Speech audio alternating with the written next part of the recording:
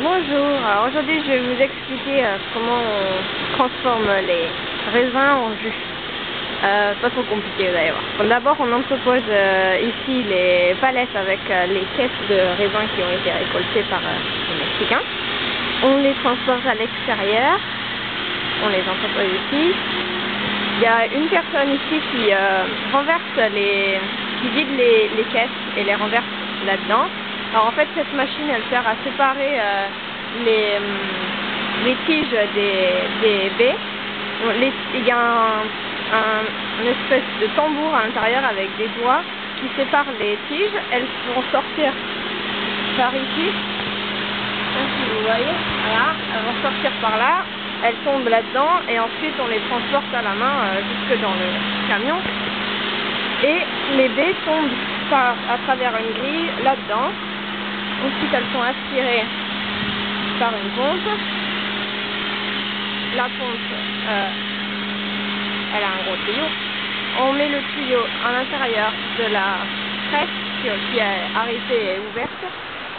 On la remplit jusqu'au maximum et une fois qu'elle est remplie, on ferme le tout et on lance c'est automatique, on lance la presse. Et en fait, ça marche différents cycles. Il y a en gros 4 ou 5 cycles et ça dure 2 bonnes heures. Il y a comme une poche d'air à l'intérieur. C'est des cycles en 3 phases. La première phase, c'est la rotation pour que ça mélange les raisins et ça commence déjà juste par le poids à écraser certains raisins. Deuxième cycle, c'est la compression. La poche se remplit d'air, donc les raisins sont compressés. Et ensuite, la troisième phase, c'est l'inverse, c'est le vidage de la poche. Donc là, les raisins sont plus compressés, mais c'est histoire de pouvoir recommencer l'autre cycle. Et ensuite, ça recommence, rotation, compression et vidage de la poche d'air.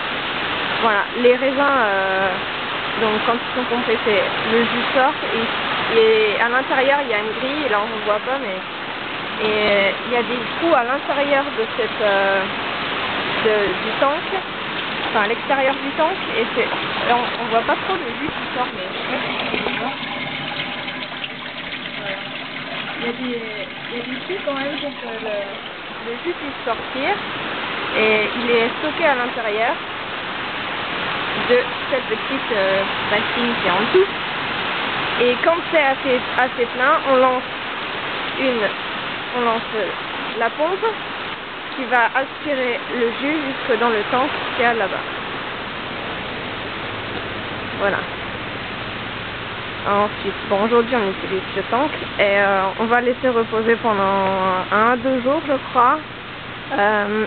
Les grosses particules, elles vont se séparer et tomber au fond par gravité. Et ensuite, Graham va aspirer le jus et le mettre dans un autre tank et on va filtrer tous les sédiments en gros qu'il y a au fond pour récupérer encore du jus très clair, donc par un autre système une centrifugeuse, je crois. Voilà, normalement on va le faire aujourd'hui, donc je ne peux pas vous donner plus de détails pour l'instant. Voilà, c'est tout pour aujourd'hui, j'espère que vous avez compris et n'hésitez pas à me poser des questions parce que je n'ai peut-être pas été très claire. Voilà.